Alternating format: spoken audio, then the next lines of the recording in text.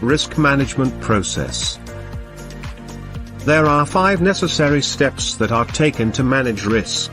We consider these steps as the risk management process. It begins with identifying risks, evaluates risks, then the risk is prioritized, a solution is implemented, and finally, the risk is controlled.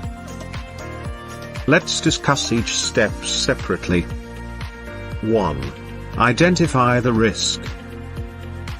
The first step of risk management is to identify the risks that the business is discovered to in its operating environment. There are many types of risks, including legal risks, environmental risks, market risks, regulatory risks, and much more.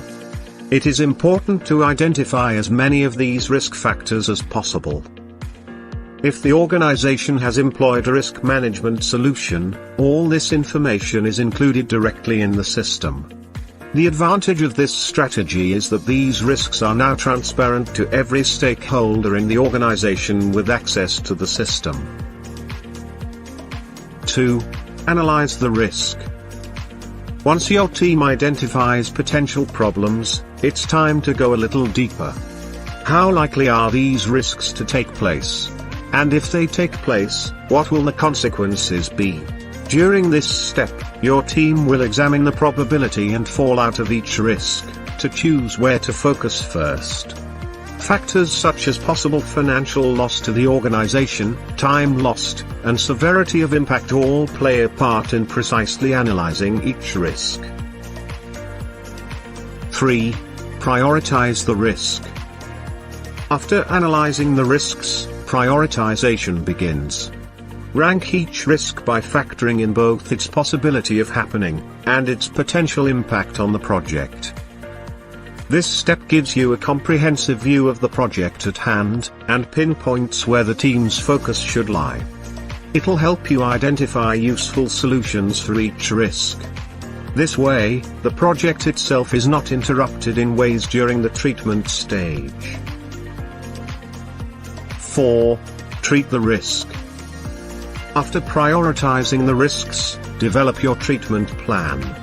While you can't expect every risk, you should have set up the previous steps for the success of your risk management process.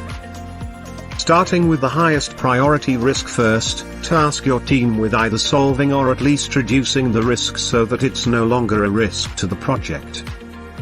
Effectively treating and modifying the risk also means using your team's resources properly without hampering the project in the meantime. As time goes on, and you develop a larger database of past projects and their risk logs, you can expect potential risks for a more proactive rather than reactive approach for more efficient treatment. 5. Monitor the risk. Transparent communication among your team and stakeholders is crucial for the ongoing monitoring of potential threats. Risks need to be continuously monitored to make sure that risk mitigation plans are working, or to keep you aware if a risk becomes a greater threat. Like the video, so that YouTube recommend my video to other people like you, and please don't forget to subscribe to my channel.